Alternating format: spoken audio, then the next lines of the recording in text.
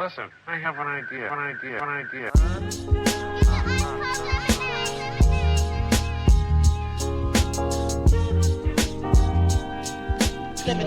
It's how I feel when you make lemonade.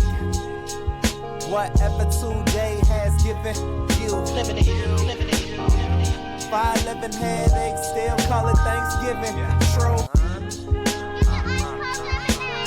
Welcome to another edition of the Super Duper Podcast. I'm your host in the bright light, Rob Griggs, with the super producer, Ez McMahon. Yes. Is it brighter than normal? I mean, yeah, it feels like it is. That bulb is in my eye. I guess you can see. Shout out to Bevel. You did with the salt and pepper. Thank you for checking out the Super Duper Podcast. We do not take your listens lightly. Make sure you follow us on all socials, SUPA, DUPA, POD.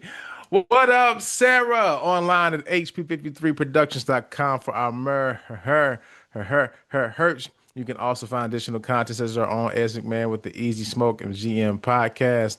I know you guys aren't recording for a bit, man, but you know, sports, NBA playoffs are in full effect. I just was looking at Donovan Mitchell crossed up Tobias Harris to make him grab his hip, dog. I think his brother went out there. Yeah, it's like you can't be on TV getting that done to your brother. And also, you can also follow us on YouTube. You can see the bevel in the bright light shining in the salt and pepper at HP53 Productions. And of course, if you follow us, you know, Ez has many of hats. I'm sure he has more hats than shoes. And so again, make sure you check us out. I think that's actually not a bad odd. I think he had more hats than shoes. That's Yeah, he had probably more right. hats than shoes. Right, and that's cool. That's cool. That's Well, not even good. pairs of shoes. Pairs of shoes. I say even single shoes. I'll go. You have more hats than single shoes. Just count each shoe. Still pick the hat. Yeah. No, It's I got a more question. shoes. It's a question. I got The more question. shoes. Hey, and I want to thank everybody who donated to the Dads and Don'ts toy drive. Today is the last day, but we'll probably keep the link open a couple more days. But thank you for donating your toys. Really appreciate it. Again, we're donating toys to hospital waiting rooms here in the city of Chicago. Really appreciate everybody. Thanks for everybody who, you know, brought the toys into toy, donated money. We really appreciate all that. You can go check us out on Instagram at Dads and Don'ts. Catch us on Dads and Don'ts. But also donate the toy. The link is also at the Dads and Don'ts Instagram page. Again, Dads and Don'ts. Again, shout out to you, Big Ass. Appreciate you for donating some toys. And Not for a problem. My everybody who pleasure. did so, really appreciate you guys. Because you know, it was an idea, it's a thought. Now it's like a real thing. Like it's real toys going to the hospital from the organization. So it means a lot. Just want to thank everybody. Listen, we got a big show today. We got Dr. Williams here. You know, I say it, but it's true. When he reaches out to me, he's really mad about something. So of course, we talked about the Voting Rights Act. In the case in Louisiana that affected the Voting Rights Act, let me say it that way. And of course, Dr. Williams wanted to make sure he said his two piece before he gets also his pod to be coming soon, world's public record. So he's like, before he flexing now before my pod. I just want to say this real quick. But you know, when my pod come out, I just want to make sure, you know, like okay, big time. You know what I'm saying? But a few things, man, before we get to Dr. Williams. As we talked about this last week, I thought it was a good conversation about Michael Jackson, the Michael movie. I saw it, you saw it as well, right? I did So see it. what you think of it? Preface it by saying it was good. Yeah, okay. It was good. Okay. I thought the performances were good. I thought which nephew is the one that played Michael? I think his name is Jafar. Yeah, I, he it, like, he did an I ain't excellent gonna lie. job. It was like, is this Michael Jackson? I was like, you know, I was like, I was Yeah. first time I was like, is this? Did they replace like some live footage of Michael Jackson? Because it was like that looked like Michael Jackson, like the way I remember Michael Jackson. That's how that Yeah. dude looked right there. Yeah, they were on it, man. They were on it. Man, and He even did like the great. dancing was fantastic. Like you know Yeah, the yeah, live scene toward the end was, it's like he really like embodied this. But go yeah. ahead. Um, I thought that Coleman Domingo Neil Long. and Neil Long did a great job Christine. as the parents, though very similar to the miniseries. Yeah. I'll let you get your point, but I will say this. Well, actually, finish your point. I won't forget because it's about the minute mine is tied to the miniseries. Okay, all right. We probably had the same. Well, we don't have You probably the say, I think same we have the thought. same thought. We don't have Yep, the same thought here. yep. All right. My issue with the movie is I didn't learn anything. I'm with you. I I'm didn't with you. learn. I didn't learn anything new. Mm-hmm. And it felt like the movie, and starts with Jackson 5 and goes all the way to Bad. I felt like it was a scene, Hmm. Then some songs, then a Michael concept. Jackson song, Yeah, scene, Michael Jackson song. See yeah, yeah. and I was like, nothing's being learned here. Sure, sure, sure. You're not teaching me what really was going on. Hmm. But that said, I mean, Had a good time. it was Mike. Had Yeah, a good time. Had a yeah, great yeah. time. Listen, he's great, and I with my thing is it the greatest movie like technically that I've ever seen? You know, is it like wow, that's going to win an Oscar? No, no, No, no chance. no, no. But was it fun? And the people in the theater were having a blast. You know what I'm saying? Like, and all the off the wall songs they were playing. Yeah, I was like, I was like, see, they playing off the wall up in here. They Yeah, talk about them, but they but playing the off the wall. but But the but the movie is centered around Thriller. yeah, Let's be real. facts. Yeah, yeah. Yeah, yeah, Listen, I was still this my other log in the debate. That's kind of weird, but I feel like off the wall if you were at a party, right, and somebody threw on Thriller, it'd be cool. But if you throw off the wall, for those people would party more with off the wall songs than Thriller. I was sitting there thinking like off the wall has more songs that you would like be you would dance to and enjoy a kickback. You know what I'm yeah. saying? Five of Hey, that's all you need, brother. Five good them. ones. But I'm with you. My thing was, and again, hindsight's 2020. We what the movie was about. But I feel like the miniseries is excellent, Yeah, and so yeah. I learned more, and maybe that's the issue. I saw the miniseries. no, but I think it was one of the same point. It's like, so then why repurpose all of that? You see what I'm saying? Like Yeah, the yeah. miniseries told you everything you need to know It about the was the exact Jacksons. same. The exact same thing. Yeah. Joe was beating them. They was all this other stuff. So like it could, I mean, honestly could have been about like just fast forward right to the off the wall and then how that led to Thriller. That could have been the entire movie. Because I will say, Well, shout out to the Ringer, the Midnight Boys of the Ringer. People, they was saying it said the same thing you said. We ain't learned nothing. It's like they just trying to compact the Thriller to just a couple cards on a wall. It's like nah, brother. You know what I'm I saying? I want to learn what was going on in the late 70s. Yeah. You That's the know, time that's lost. Yeah, yeah, what yeah, yeah. Mike was hanging out at Club 54. Yeah. Well, word is that stuff was in the movie, and there's a lot of Diana Ross in there, but Yeah. then she pulled her I guess she whatever approval she gave, she rescinded it. So they had to so I will say that they had to rework some of the movie He was because hanging out with at Studio 54 with Diana Ross. yeah, and Really? so That's what I'm apparently saying. That's what yeah. I want to learn. Yeah, but some of but again, that got pulled, and so they can't use it. So they just had to make just like they got to the release I date. want to learn They, about he was dating Tatum O'Neal. yeah. I want to know about that. You know, But I think all them people were probably like, nah, I'm cool. I want to go out I want there. to know about what happened with Brooke Shields. People got to it. People got to they got to sign that form, dog. You know what I mean? Now I will say, when Bubbles came, I was like, yeah, that's CGI. I was like, that's not a real monkey. It was about. And listen, I can't ruin it for y'all. It made almost $500,000, $500 million. So if you ain't seen it yet, that's on you. It's like that monkey ain't real. I'm like, he holding a bag of chips. You know what I'm saying? A sack of potatoes or something. That is not a real monkey. But I will say this though. We have to give the Jackson family their flowers and respect. That's what it solidified to me. Like, you know what? We play with this family a little bit too much. Like they're more caricatures and like easy targets or jokes, but they are a family full of excellent entertainers and superstars. Like you look at it, it's like they've been entertaining and performing their whole life. They just said Jafar had to perform in front of the family, right, to kind of get the approval. And it's like, yeah, because of course these jokers know better than anybody. Like, you know what I'm saying? Like, yeah, Mike is Mike, but they was up there with him. You know what I'm saying? It's like that's how cold he was. You can even look at these dudes and they wasn't missing a step because Joe wasn't just hitting Mike. He was slapping everybody around. You By understand? the way, Joe is the villain of all villains in Man, this movie, oh, I man. mean, it's like you He see was the that mannerisms look like who's the bad guy in Lion King? or not okay, not is it Scar? I don't know. No, I don't know. I should know. But I should know I this. know what he looked like though. But I'm telling you, it's like the He Pepsi was thing was heartbreak. And we talked about it, but it's like, wow, there was not a Thriller tour. That's a mockery. You know what I'm saying? yeah, That's just a yeah. shame. Because I'm thinking, because if you look at the show, he does. I mean, I'm sure he performed Thriller, but like he probably performed what he could with his brothers, and probably performing Thriller as a whole. The way he wanted to do was a whole production of Well, sorts, it right? wasn't. Yeah, yeah. And so he can only and it's like that's crazy that the greatest album of all time Didn't have a didn't get a tour. tour. Yeah. And him until you said it last week on the show, and I was like, yo, that's insane, man.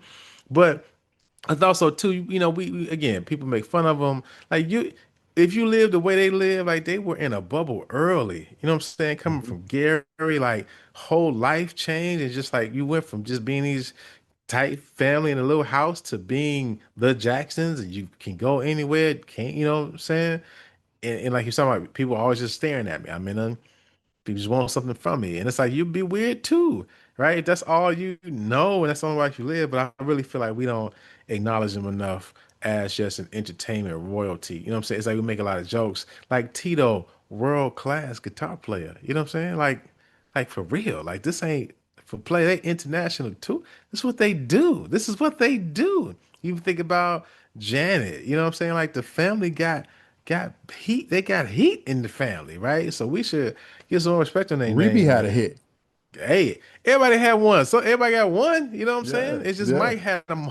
Mike had them all, and I think, and it truly, like, I kind of hinted at it last week, but truly, people got to stop saying, and again, it's no shot at Chris Brown, but it's like, and he even says it. He ain't nowhere near close to Michael Jackson. You No, understand me? no It's just, one, no it's, one it's like is. nobody ever will be. And again, there's people saying Taylor Swift is big. It's like, is she bigger than Michael Jackson?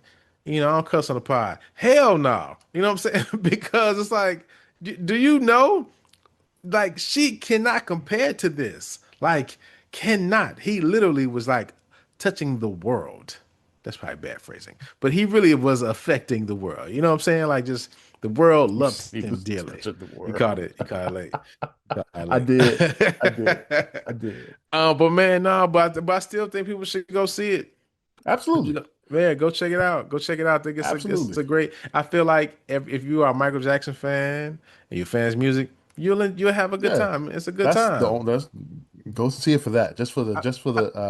For the music. Because you brought up a good point. Like, yeah, the movie is kind of held together by duct tape, but the performances, hey Oh, man, outstanding. outstanding. I mean, for real, from every last one, didn't miss. Yeah. Even the young Mike, the little boy singing Yeah. Mike, that was just like they were cooking.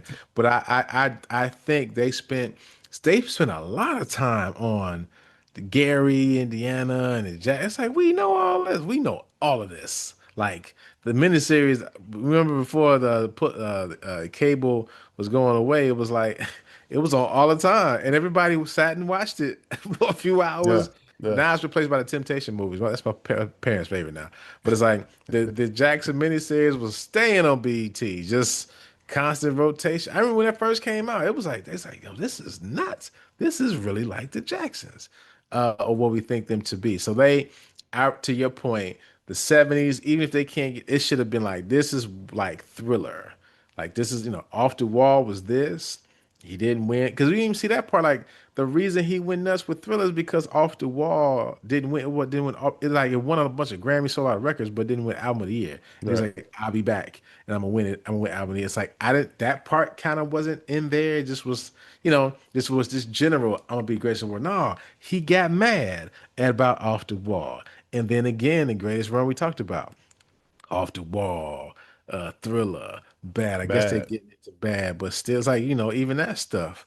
So again, I think there was probably a better movie to be made in there, but it's so many people involved, and it's a high profile person. It's just the attempt itself is has to be applauded, but I think they nailed the music scenes, which kind of which made it tolerable, and you can sit through it and enjoy it and not like totally poo-poo it, knowing like, it's cool. But like those performances every time he got to rocking and moving, it's like did he again, if you haven't seen it, first where you been, but he looked like Michael Jackson, the craziest. I mean, it was like I'm not. So yo, this is they're not live video. It's not this is not Michael Jackson, man. I just want to make sure this is not him. So, but shout out to them, man. They're gonna make a Billy go. Hey Google, how much is the Michael movie grossed? It's grossed 446 million worldwide. Wow. And that's what, a little over a week.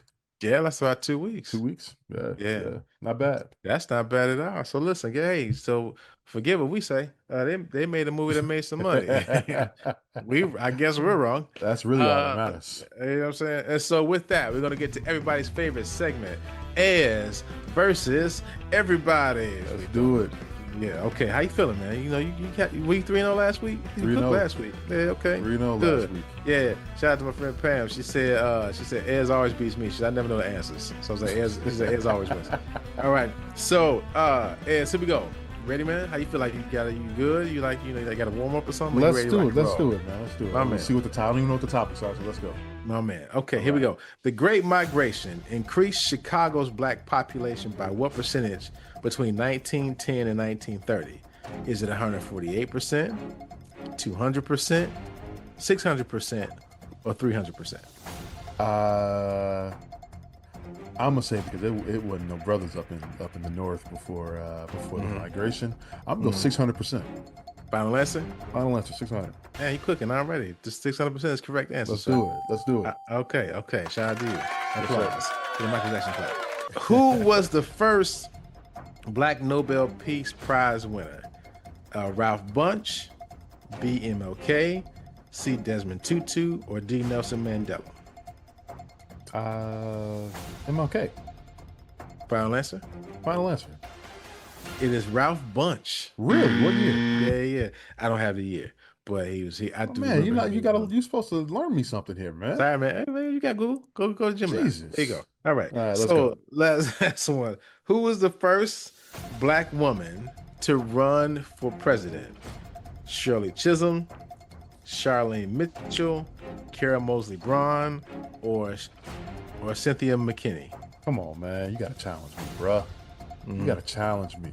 Shirley Chisholm. Final answer. Final answer. Shirley Chisholm. Charlene Mitchell, sir. Yeah, look at you was trying to stunt. You know what I'm Wow. saying? Yeah, and I Googled it just to make sure that is actually correct. Wow. First Black woman to run for president. When did she run? She ran, and I did look that up. So Charlene Mitchell, she ran in 1968. And Shirley Chisholm ran in 72. Yeah. Okay. All right. Wow. I didn't know that. Yeah. Steve stumped there. You was stumped, brother. All right. Yeah, man. So hey man, look at that. How the mighty fall. I was so sure too. You was like, Rob, come on, man. I was like, oh, excuse me. What's her name again? Charlene Mitchell. Charlene Mitchell. I've never heard of her. Yeah. All right. Yeah, man. So that's this week's As versus Everybody. Hey guys, everybody, you got a chance because he went 1 for 2. But he won't go 0 for 3. I give you that. You haven't gone 0 for 3 yet, man. So you at least should get one of these. So that's next week. Shout out to Ez. This is also sponsored by Crush. Come on, Crush Soda. Give us a sponsorship. We give them all these categories away for free. So with that, before we get to Dr. Williams, real quick, just want to say happy Mother's Day to all the mothers out there. I want to wish a special happy Mother's Day to my mother. I love her dearly. Guys see me talk about my mom a lot. I think she's just one of the funniest, smartest people I've ever met in my life. And she's taught me so much. And she's just so kind to people. Well, usually she tell people to shut up. But if you know that's endearing when she says, hey, nice to meet you, shut up. Do something different. People usually giggle. They want my mother to tell them to shut up, which is like wild. But happy Mother's Day to you, Mom. Anything I'm sure you want to shout out. Same here. Happy Mother's Day to my mom. Yeah. And also to our sisters and to our friends. Yes, sir. All the moms we know, happy Mother's Day. Hope you get to enjoy your weekend. Also want to think of people who maybe lost their mom recently or just lost their mom a long time ago. I'm sure this is a tough holiday for people, especially if you had a great mother. This probably is a tough one for you, but please stay encouraged. Find a way to honor your mom, the best way you can. I won't tell you to not be sad, but all I can tell you is to, whatever fond memories you have, try to remember those this weekend. So here we have Dr. Williams all around the world with world. He mad, y'all. Like he mad. But here we have the one and only Dr. Williams. Okay, we're here, Super Duper Pod, with the one and only Dr. Williams of the World's Public Record Podcast, coming to your ears and eyes real soon. World, how you doing, sir? I'm doing fantastic. How are you doing? I'm good, man. Listen, usually, I'm reaching out to you, but I know it's bad when you reach out to me and you like, baby brother, I got to get on the mic, okay? My show ain't launched yet. I need your platform to make this happen. Exactly. So, we talked about it last week, as it has been last week on this Voting Right, the Voting Right Act, and the Louisiana case that kind of took the teeth, as people were saying, the fangs out of the Voting Rights Act. And I know World, we've been talking about the impact. Shout out to my pastor, Pastor Charlie. He talked about it on Sunday, just like we have to definitely give back to a place where we are truly fighting the system. You know what I'm saying? Like we can't let these things happen in front of us. You know what I'm saying? So I'm gonna get out the way and just let you cook, because I know your mic is hot, hotter than it is out here. But I do want to just set the frame for people. I think we were talking about it before we hit the record button, just how people hear this. Two things: this whole post-racial idea of like, everything is cool, we're cool, it's cool, right? It's cool, guy, we're good. You got a black president, everything is cool. Exactly. And then also that like this stuff is in a vacuum, that it happens and it just affects like one place, right? And as we've always said, one thing you gotta get to the Republicans, they play that long game. You know what I mean? And before you know it, it's like, wait, y'all got 6 justices. Now you're about to redraw all these maps, all these things. So I'll let you get to. I know you got a lot going, so I'm gonna step back and jump in while I can. Look, this is what I want to say. First and foremost, I think the context is this. We're talking about the fact that the Louisiana Callis case that everybody is all up in arms, including myself, about, is the end of what we call the second Reconstruction. The first Reconstruction happens between 1865 and 1877, stuff we learned in school a long time ago. But before you move, sorry, but I think not to gloss over that, because that's very important. Because I feel like Reconstruction is a period, you're not talking about this, that people take for granted. You know what I'm saying? Because that was a completely different America than what people think. That was America. That's when, again, the Reconstruction basically remade the U.S. Constitution. It did 3 things that I think that are relevant for the case. One, we know it introduced the 13th, 14th, and 15th Amendment. 13th Amendment, what does it do? It ends slavery. 14th Amendment defines citizenship, gives us the Equal Protection Clause, and then we come to the 15th Amendment, which basically gives Black men the right to vote, okay? So then you have that moment from 1865 to 1877. We see the explosion of political participation. We see African Americans participating, shaping the outcome of presidential elections. And then we see, of course, the inevitable backlash and the violence that comes with that, the murders of the Klan, et cetera, et cetera. Now you say, what does that got to do with this Louisiana case? Everything. Because again, you don't need a second Reconstruction if the first Reconstruction works, right? So we get this period where that's a 12-year period where it looks like this new birth of freedom that Lincoln talks about, it's going to happen. Yeah. African Americans are in the political office. We see all these things. You and I, even going back to the first time you had me on the pod, we get the Wilmington Race Riot, 1898. Boom. Okay. I've talked about it many times on your show. Yeah. Here's the problem. If that had been the end, then we'd have one different story. But then we got 100 years later, we see the emergence of the modern phase of the Civil Rights Movement, which is the second Reconstruction, what many historians have called the second Reconstruction. What is that? 1945 to 1968, when the same things happen. There is social protest movement. There is this revisiting of all the things that happened during the first Reconstruction, voting rights, protections put in place for voters, and it looks great again. How do we know it looks great? Because 65, we get the Voting Rights Act, where all these southern states have to now fall under federal guidelines and laws that guide how they manage and open up the ability of African Americans to participate. And we see this explosion. We see Barbara Jordan win a congressional seat in Texas. We see Andrew Young win a congressional seat in Atlanta. We see all these places in the South that heretofore African Americans can't participate. They're now participating. And from 1970 until at least 1990, I would say, that 20-year period, we see an explosion. We see the creation of the Congressional Black Caucus. You can't have a Congressional Black Caucus unless you have members who are in Congress. Suddenly you have all these congressional districts. Then you see these creation of what we call minority majority districts, and we see that there is greater representation in the South. We see Benny Thompson in Mississippi. We see all these places where there's Black representation. Suddenly, the second, right in the middle of what I'm calling second Reconstruction, now we got this problem, the inevitable backlash. Hey, maybe this Voting Rights Act that's passed, right? I always tell people to understand the Voting Rights Act, all you have to understand are two words: John Lewis. That's all you have to understand. John Lewis, when it comes to Edmund Pettus Bridge, is the Voting Rights Act. It is the second Reconstruction. People see that, they're like, you know what? The whole dog, the whole Alabama, state troopers busting people in the head. Maybe we should do something different. And it is John Lewis. Why he's famous is because he walked across. That's what Bloody Sunday is about. Now we know that, but people disconnect Bloody Sunday with what happened in the Supreme Court. Because again, in both the first Reconstruction, 1865 to 77, and post-World War II, here's the issue.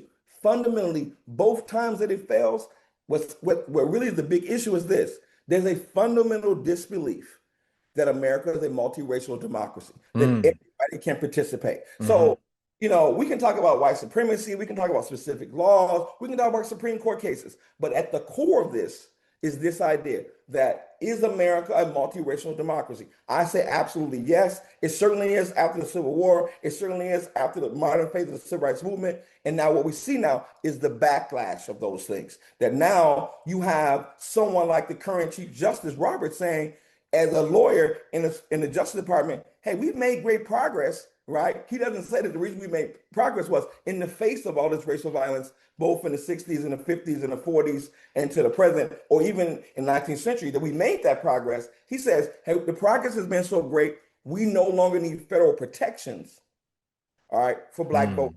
But every single time that those federal supports are removed, we see regression, okay? Yeah. And so this Louisiana Callis case is about, hey, we never really believed in multiracial democracy. And if you thought we were kidding, that we see this battle over gerrymandering, right? What is gerrymandering? It's about political power. It's about how we're going to reshape the map. Most people think, oh, that's federal. No, it's not just federal, Rob. This is what it is.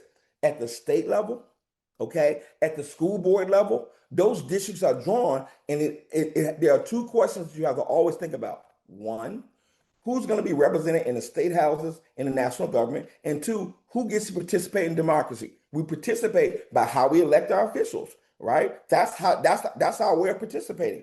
If you can't have your representation reflect your interests, your desire, if your vote is really diluted, you don't have a way to do that, you can't participate in democracy. You don't have a voice in those places.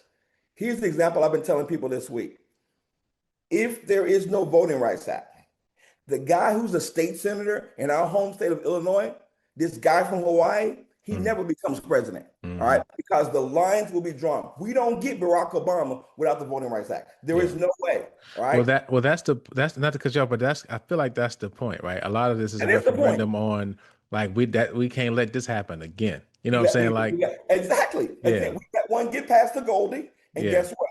It will never happen again. Never happen again. The thing, we can't trust voters. Remember this.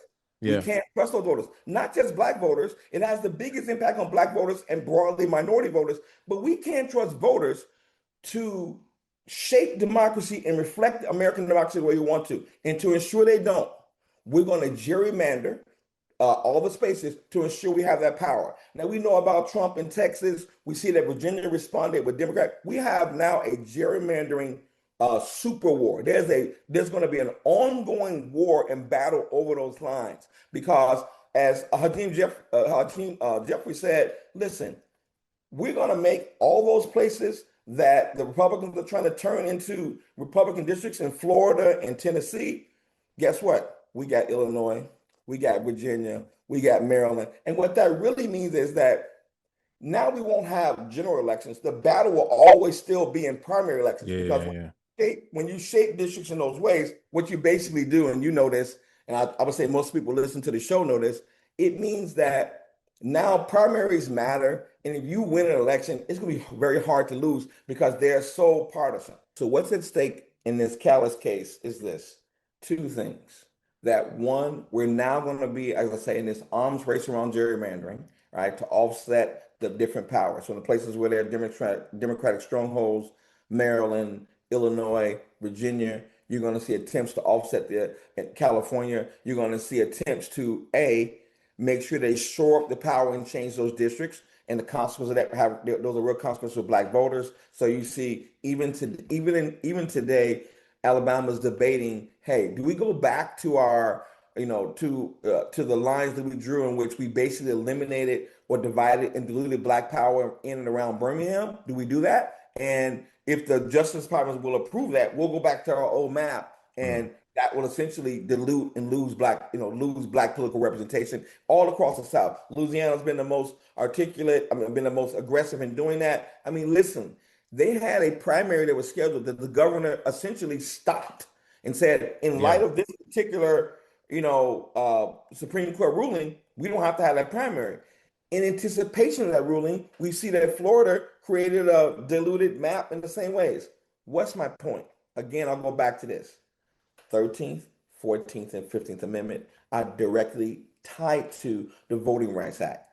The Voting Rights Act, as we know, has been undermined and essentially obliterated by previous Supreme Court rulings that destroyed pre-clearance. We said that, hey, if you were a state that had a history of discriminating against Black voters, before you changed any lines, the Justice Department had to clear that. They moved in, they destroyed that. Now, this latest decision makes this point. It is literally impossible to make the case that a change in a voting map is driven by race, because the perverse idea that the reason that these minority districts don't work is because they violate the Equal Protection Clause, because white voters need to be protected be protected from these changes because they may lose power.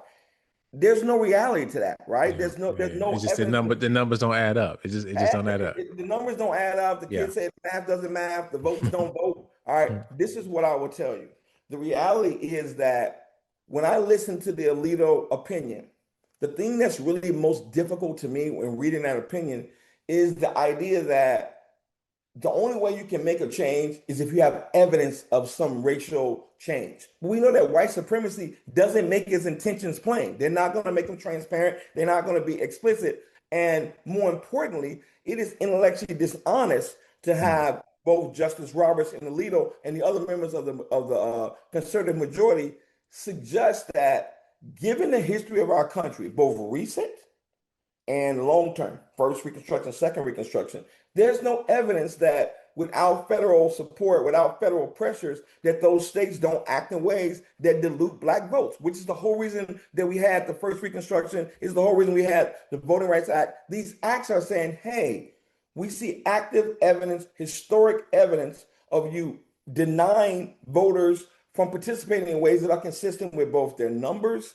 and the political rallies on the ground. So first it was poll tax and literacy. Now it is challenges to all the different ways that you can vote, mail-in ballots, early voting. All those are the same process because they're all designed to thwart specifically Black voters and more broadly working class voters, Latino voters. So the consequences of the case are, in the past, when you had these challenges, because all these states in the South and other places attempted to make these changes, what the Voting Rights Act did was keep the balance of power, right? Make it possible for, maybe you made a political move, maybe you had a supermajority in your state legislature and you tried to change the voting rights, the voting lines in a particular way or gerrymander in a certain way.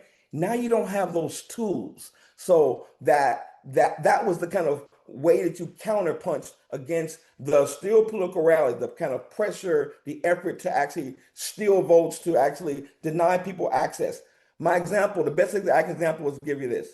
In my father's home state of Alabama, 26% of the voters are African Americans. All right. So if we do the math, right? The logic would be that, wouldn't that mean that 1/4 of the members of the congressional district and the state house be represented by African Americans?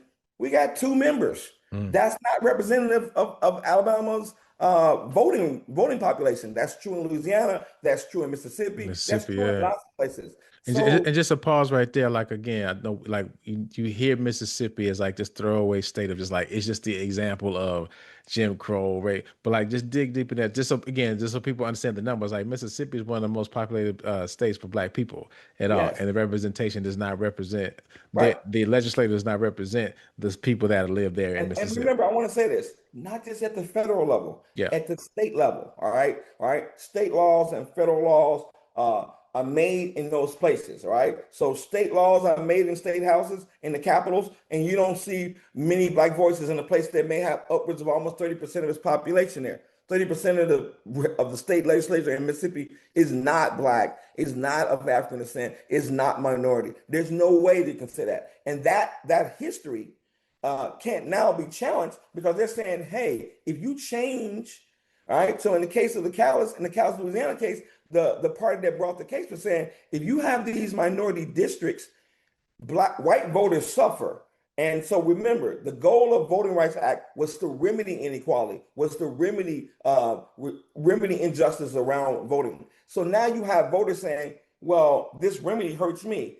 But remember, you profited from the prejudice, right, for a century or more. And now you're saying that the remedy hurts you. Of course, the remedy comes at a cost because there's no way to establish a legitimate democracy in which all voices are represented unless the field is level, unless it's transparent, explicit way for everybody to participate. And you're saying that to do that comes at a cost for me. It is true that it comes at a cost. And that's why I said at the beginning that the majority in the Supreme Court, many of the leaders, Republican leaders across the state houses, are making clear that they are persistent in their resistance to a multiracial democracy. That they don't like the first Reconstruction, they don't like the second Reconstruction, and they have put in place ways to make sure that Black voters don't get their voices heard. That there are people who are not going to participate in democracy, who are not going to participate in what's happening in state and national capitals, and they're okay with that. And they're saying, not only are we okay with it, we're going to do everything we can to make sure you can't do that.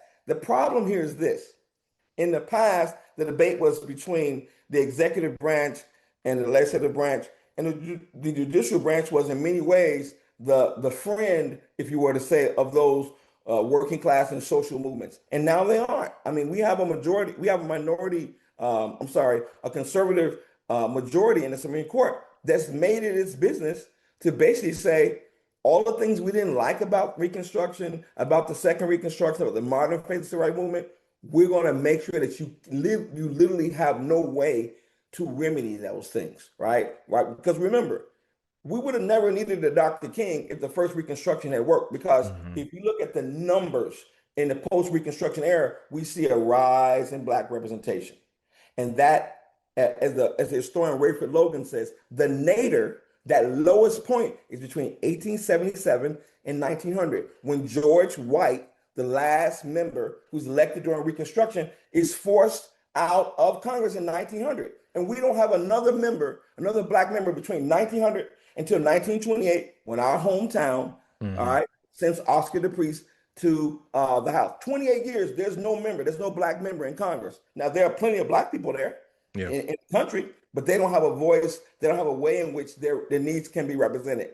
But remember, that 28-year period was caused by the reaction to the passage of the 15th Amendment. Yeah. And we tried to get it right with the Voting Rights Act. We said, okay, we thought we knew what it was. We gave Black people the right to vote. At that moment, Black women also got the right to vote. We're going to put this Voting Rights Act to basically reinforce what we did a century earlier. And now they're saying we're going to dismantle all of that, and we're going to be okay with it. And the difference is there isn't a social movement that is readily available to push back against that. But the requirement to me is a third Reconstruction in which those same things need to happen. We need to have something that responds to those things. Yeah. Otherwise, we're going to look at another 28-year period where you're going to see a precipitous drop. I promise you this. If these state legislators act in the ways that I know they will, we're going to see fewer opportunities for African American politicians to participate in democracy, for minority voices to be heard.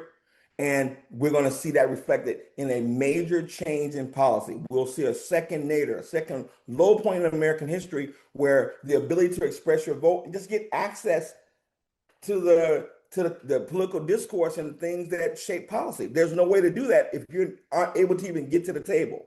Yeah. So, you know. Yeah, I mean, and you know, you've been saying something, just you bringing up Reconstruction a lot, and just the whole point of the end of it was just like, wait a second, we gave him too much money, you know what I'm saying? Gave him too much power, and it's like, we got to correct this, and even civil rights probably like, wait, they got too many rights, you know, let's kind of correct this, and now if They have too much representation. So the yeah, issue is it's not when we representation, say power, we're saying that power is manifested in the exponential growth of local, state, and federal officials being African Americans. We yeah, see that because here's the thing: you need to have a deep bench. But one of the arguments had always been that, hey, you can't lead in these ways because you hadn't had an opportunity to be a governor. You had an opportunity to be a senator or a congressman. And so what the Voting Rights Act did was build up a deep well of African American capacity. It was always there. Now you could draw on that capacity. So now what this particular case has done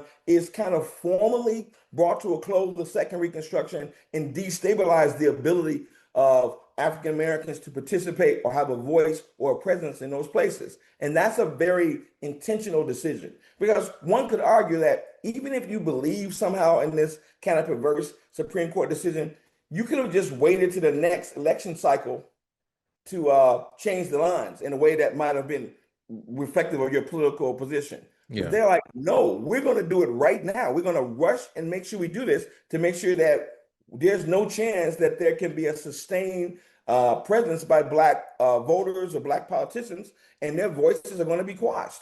Because And a it's couple, very clear that that's the case. yeah, because a couple of things. I think, you know, you still talk. It's still wild that people are still talking about this his loss, Trump's loss in 2020, and it's Right, like, you know, what I'm saying, it's like, dude, you lost. But I think that's one thing. Like, okay, we should have fixed it then, so I didn't lose. And also now, I mean, we have it jokingly on the pod.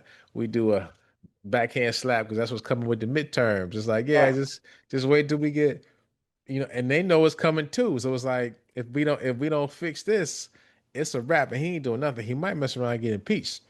right. So it's I like don't think we'll so get we got to impeached fix because this. you don't have the numbers in the Senate and the Congress. But I do believe that again, I'm a historian. What does history say? That the Yeah, party in power gets punished in the midterms. You yeah, add in $5 gas. You add in, a foreign engagement in which you promise to do the antithesis of it. yeah. And guess what? Americans have a short memory sometimes on these things. They got a But long they memory on remember, this. guess what? It's May 5th. Tomorrow's May 6th. We got graduations. We got places we got to Shout drive. out to the We Chipmunks. have Yeah, family members who are serving. yeah. Uh, People are deeply concerned, not just, and this isn't like this is liberals on the coast. This is, No, it's sanctuary people. cities. People understand that when we engage in foreign wars, it comes at cost for all neighborhoods, right? In all neighborhoods. And people are like, well, I didn't want that. You can't then send my daughter off to Iraq and then make the truck that my son is driving, who's buying diesel or fuel, cost $5. Like, I'm not, what am I getting? Right. Yeah, And that's not even gonna talk about the ongoing cost of other things like food. So there's no way to win that battle. But again, I'll go back to this. If people's voices can't be heard, if they don't have access to those places, then their concerns can't be addressed. And that to me is why I say at the end of the day, you're narrowing who gets their set of concerns addressed. And it's very clear to me that those who are in power, who so-called won these elections, believe that the best way to ensure that we remain in power isn't to let the voters decide, it's yeah, to ensure that we actually sustain and build up this political wall that decides who can participate. These are political walls, yeah, okay? These are political. These aren't like those fake walls they're making along the border that are porous that they really can't get people in. These Supreme Court cases thwart and block people's political participation, and not just for the short term. People keep talking about the midterm elections. I'm talking about for a decade or more because yeah. you're talking about political lines that are going to be drawn. Just for a while. Yeah, Right. So this isn't one election, this isn't two elections. This is decades. Yeah. And that's why it's consequential. Because if you lower the number of black people who are participating, state, local, and national elections, then guess what? After a while, you lose the capacity, the seniority to be on committees. Committees, yeah. You don't have a place for your voice to go. You get thwarted. All right. I believe that what's going to happen as a result of that is that there will be another social movement that says this we can't abide by. Yeah. Right. We can say no kings, that's one thing, but this case around the voting rights is more direct. I'm going to not have anybody to even raise my concerns in the spaces where they need to be heard. Yeah. And guess what? They don't want to be heard now. So the easiest way to ensure that we're never heard is if you're not in those places, all you have are the silences. And guess what? The silences don't lead to transformation, to change, to policies that meet the needs of people. And that's a real danger. That's all I can tell you. So this Supreme Court has destabilized not just the immediate kind of elections, it's destabilized the pipeline, right? Yeah. This is about the pipeline of political participation. And that's what people should be most concerned about. Are you okay with the pipeline being disrupted? We can have the water fixing a house for a little bit, but when they start telling you, hey, look, your water's going to be off for a week or a month, and you start saying, well, how are we going to take a shower? That's the problem. And we're talking about how you're going to take a political shower in which your needs get rained down on. Not going to happen. There's nobody there to manage your set of concerns. The pipeline has been destroyed, been cut off, been blocked. There's a wall there. And that to me is something we cannot abide by. All right. And we have to really talk about it. And I'll just say this. There's nothing new about our ongoing conversations about Reconstruction and civil rights. It's that people don't want to translate it. All I can tell you is the best translation is if this particular Supreme Court case doesn't get addressed, you will feel it immediately, right?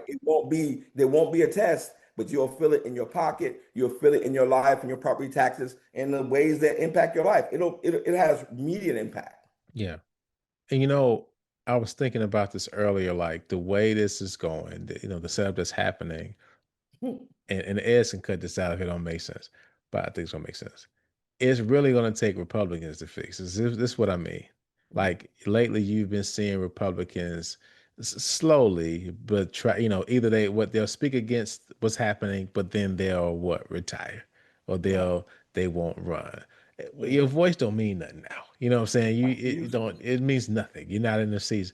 But I really feel like it's gonna have to take a movement of Republicans to say, listen, to your point, this wall is preventing us from growing as a country. This wall that we helped build, right, is actually causing the demise of the country we said we would represent, in the districts that people we say represent. It's going to take some brave ones to say, like, nah, you know what I mean? And the scary part is, I don't know. I don't even know if that's going to happen. That's not going to happen this time going around. You know what I mean? So I disagree with you. I think that there's no evidence to trust that the political courage or will to take that risk, right? Because remember, this is a group of Republicans who have ceded their power in ways they don't have to in the legislative branch, and who so fear Trump, although they know Trump won't be much of anything after 2028 or beyond, like he just won't. Yeah. They think about the immediate survival. I want to hold on to power now. And if I dare have the courage to say something, my out is to run for the exit. But that's not what the American people want or that they need.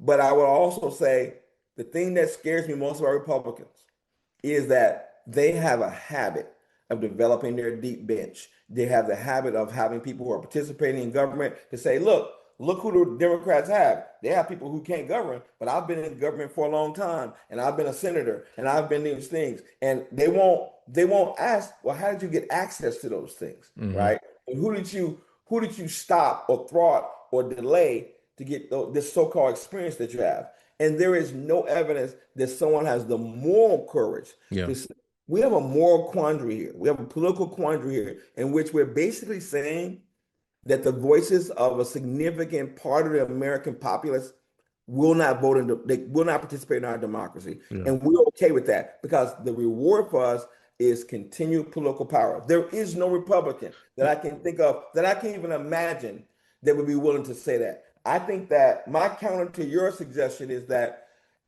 these kind of changes are going to happen the way they always happen in American society, with ground, organic, grassroots Yeah.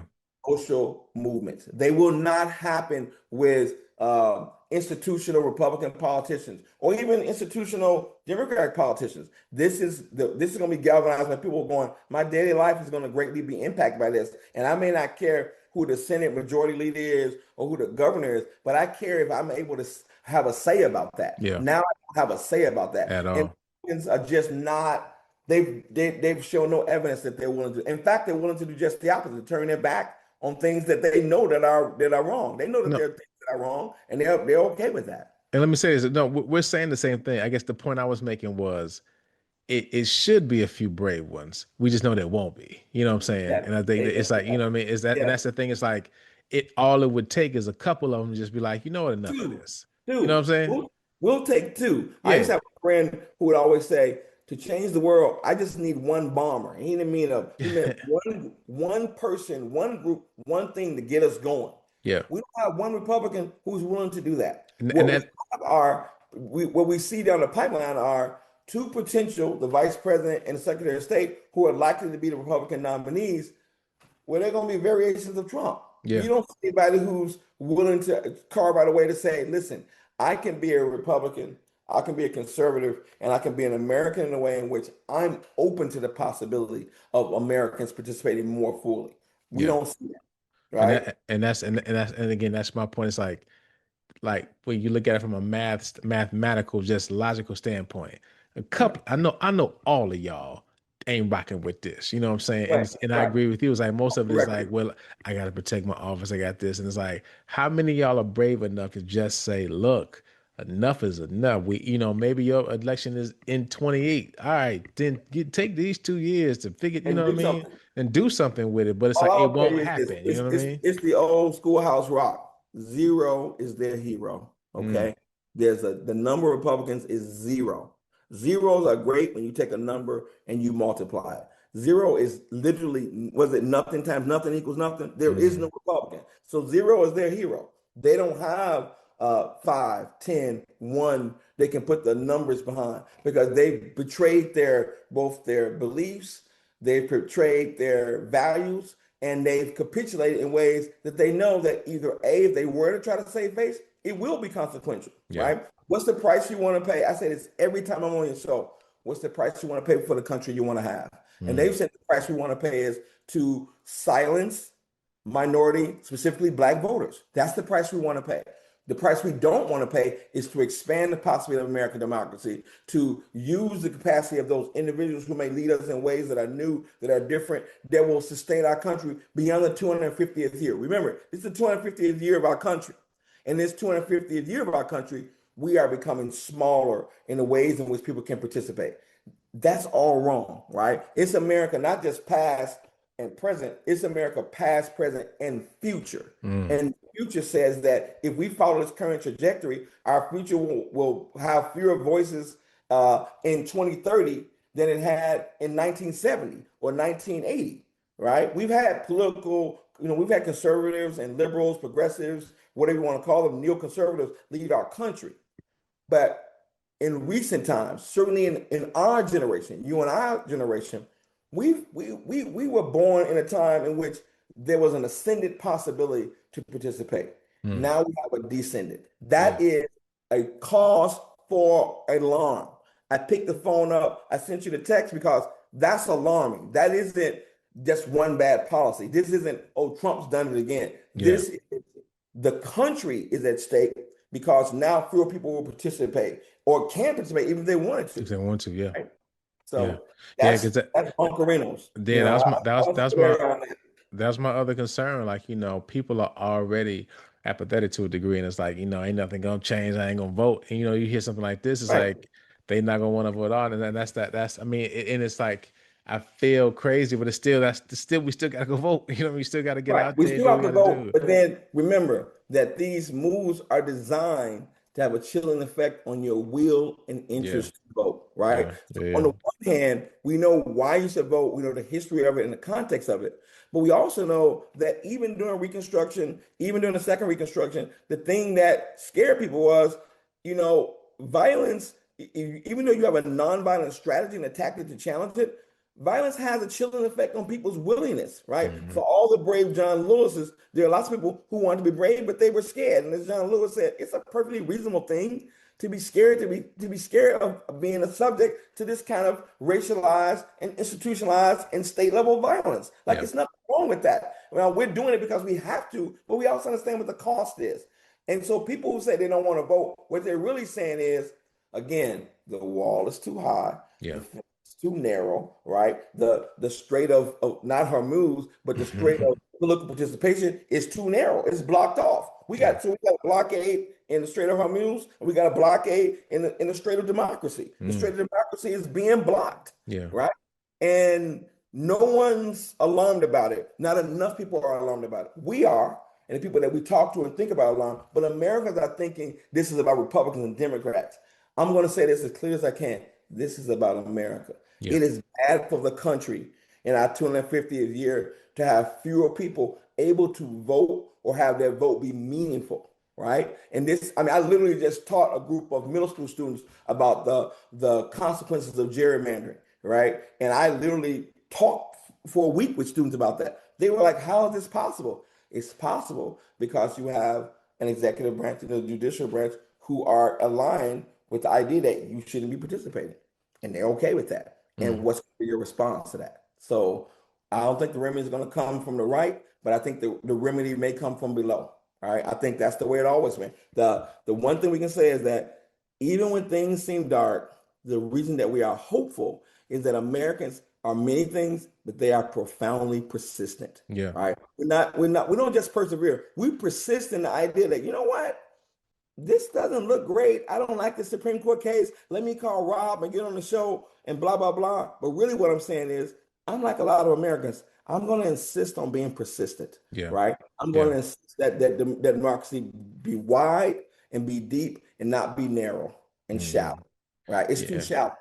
So, and we know, and shout out to Sarah, you know, we know sometimes we get shadow banned on Instagram and they push us down because we saying something they may not like, but I'm with you. I think, you know, we're going to always use this as a platform because really it's just talking about it so people know. Because I think also the other thing is this, you know, make sure we just thinking of solutions and giving solutions, because it's not just about the complaining part of it, right? But we have to understand what the problem is that we're fighting. I think you said it perfectly.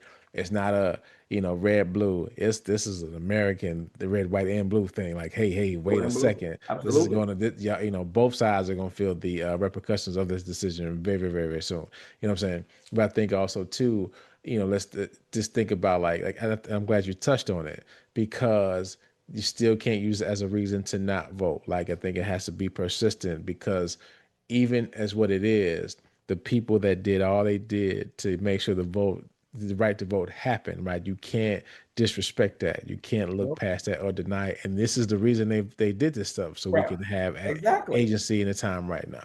Right. And I think that, and this is a place where we have to exercise our agencies, and there are ways to do that, right? I think that, again, the counterpoint about gerrymandering is about figuring out how we make sure, at least if nothing else, that the pendulum doesn't swing so far to the right that we can't recover for a half a century or more. I think that's the concern we have. So you'll see a lot of that. So I'm concerned about the whole process around gerrymandering, but I'm also hopeful that these kind of things will galvanize people locally and nationally in ways that will result in some real political pressure. And we'll see it with the upcoming elections, not just in midterm, but even in some elections that are happening around the country. We see that clearly people have a concern at a local level and even at a state level about what's really happening in the country. So they are paying attention, and now we got to figure out if we can get some momentum. We need some momentum around these concerns, and not, like you say, these aren't just complaints. These are invitations for actions. So I'm into the invitations for actions. I'm trying to train and teach people to understand what's at stake. Why does the Supreme Court operate in this way? Are you understanding the logic behind it? All right. And I literally have been having an ongoing conversation with young people about the idea of citizenship is it's a verb, right? It's a call to action. You vote, you participate. Yes, you rest and you recover, and then you engage. Okay. You rest, you recover, you engage, because the thing about citizenship, like anything else, it requires that we sustain the effort. It isn't one thing, right? You're going to see see at the end of June, there's this great case, Trump versus Barber. It's about birthright citizenship. I Yeah. think that's going to come out in a way that's going to be very positive, and we probably will be talking about it. I'm certainly going to be talking about it on my pod. Yes, sir. And I think that Americans have a really good sense of what citizenship is, and then they want to see you be able to exercise it to its fullest. So we may have disagreements about what that means, but we also know that it is meaningful. That's the thing I got you to understand. That citizenship is meaningful. Voting is meaningful. It isn't just kind of a pro forma ritual that we do. It has real meaning, and it requires that we sustain the ability of everybody who wants to participate to participate. And anything that would do that, anything that would make fewer people participate or participate easily and readily, is something we should see as a threat to our country. And we should respond in a way that we would. We should defend and protect the things that make us who we are, So I think that if we do that, we'll be in good shape. We'll be in really good shape. So, I'll leave it there for now. Yeah, yeah. Listen, man, it's so much more meat on the bone, right? But I think, I'm just glad you was able to get out your system, brother. You know what I'm And saying? you know what? Trying to keep democracy safe. I am a committed pacifist, so I can't use violence. So, what do they say? When I get mad, I put it down on the pad. And give you Absolutely. something that you never had. So, But this stuff will just make you be like, because it's like, wait, what? And it's funny. Years ago, people were saying, "Hey, man, this Voting Rights Act is not as like rock solid as you think." You know what I'm saying? It's like it is not on stable ground. But it was like, "No, we voted. It's cool, Barack Obama." And then it's like, "Nah, dog, I've been trying to tell y'all this." You know what I'm saying? For years. Come on. And I think it was somebody mentioned that Jesse Jackson was talking about that, like people not understanding. Hey, right. this is in jeopardy. It's always been in jeopardy, right? Because at some Right. point, people they can get It's to where been we are now. tenuous. It's Yeah, very tenuous. And I would say in some states, one of the things that the voting rights issue, and I'll end with this, is that this case also opens up the possibility that some people may be able to challenge some of the stronger state laws that protect voting rights. We have a federal voting rights act, and then different states have voting rights acts that are allowing us to defend and protect voters in ways that maybe the federal government doesn't do. But now, like you said, the Voting Rights Act is tenuous. The state laws that are around voting and gerrymandering and state districts are all tenuous as a result of this. And that tenuousness doesn't make sense till one day you look up and you're like, why are all the people look like this or act like this or have this very narrow view of what the country should be? We just have to be we have to be able to deal with it. And I think the way we deal with it is, again, act. To me, this is a recall to resistance. We're resisting by telling the story. We're resisting by making sure people are aware of what's at stake and asking the right questions. Citizenship, democracy, Reconstruction, low points, high points. And guess what? We've been here before. But I go back to the old Easter thing. We don't go to church to hear the Easter sermon because we don't know what happens. We go because the story of Jesus and his disciples bears repeating. Yeah. And I'm going to say this. I'm not a minister. I'm a historian. I'm going to say this. The story of Reconstruction of the modern faith of society movement, it bears repeating. And it's in the repeating that you keep the momentum going. You got to keep that momentum going. So, that's my effort. And I appreciate you allowing me to have a way to keep the momentum going. And that's in the conversations that we're having. Absolutely. So we can't leave without book recommendations. I got your list. It's a bunch of them. So you go ahead and hit it. Yeah. All right. So look, we got to start with the easy one. There's Nick Seabrook's One Person, One Vote, voting, the surprising One Person, One Vote, the surprising history of gerrymandering. I think I sent you that one. Yeah. That's a really great book. It's easy to read. It gives you all the different backgrounds of what gerrymandering is. Gerrymandering is named after one of the founders, Edwin Jerry, there's the great map of gerrymandering that's worth seeing. Number two, I've got to put Henry Louis Gates' Stone in the Road, Reconstruction, White Supremacy, and was it the road to Jim Crow, right? That one's and the rise of Jim Crow, yeah, the rise of Jim Crow. That's great. And of course, I think this is one that he has a little thin series of lectures called Nothing But Freedom, but the larger book by Eric Foner is really worth happening. This second Reconstruction, how the Civil War and Reconstruction remade the Constitution. But if you forget all those books, the one book you have to read is the late great historian Manny Marable's book on race and rebellion. That book is the one that tells you about, it's called Race and Rebellion, the Second Reconstruction. It really is the thing that sets you up for understanding what's happening with this recent case. How did we get to the point that we need to have a second Reconstruction in the first place? But things happen. We got Emmett Till, we got Montgomery Improvement Association, we got all this stuff. Those things set up the need to have this kind of rebirth, if you will, of our Constitution, of our voting rights. And I think Manny Marable is the kind of historian that I miss a lot now that he's passed, because he had a pithy and interesting way of telling a story that was accessible to other people. It's not high academics, but it's deep thought. Anybody could pick up that book and go, yeah, I remember that movement. Yeah, I can see that happening. And he lays it out as eloquently and as carefully as anyone could do. And if you look at that Race and Rebellion and Reform, the Second Reconstruction, that book is money. Go to thrift, go to any bookstore and grab that book, and you will be happy. It'll help you understand what we just talked about tonight. So Those are 4 books that you should have. Fantastic. So get your Amazons, check out your local libraries, local bookstore. You'd be happy about this. There's a Black-owned bookstore in the neighborhood. So the boys and I stopped in there a couple times, and they remember this, man. So we kind of get some books. So support your local bookstores as well, at least man. One, man. Come on. Yeah, got to do it. So, but we appreciate you always teaching us. You are the pods professor, so we appreciate that. Again, your podcast will be coming very, very. I know we've been saying very soon, like for real though. Like now, for real, we mean very, very soon. So listen, check out World's Public Record. You'll be seeing that real soon. And check out the books. My library. I got just stacks of books all over the place. Don't show the background. It's too much. I mean, yeah, it's like it's a whole another stack. I'm like, when am I get to read these things? That's but okay. I got to make some time. Got to make some time. Competition. Absolutely. Yeah. So look, I'm very proud of you. I appreciate what the pod's done. I think it's done a great public service.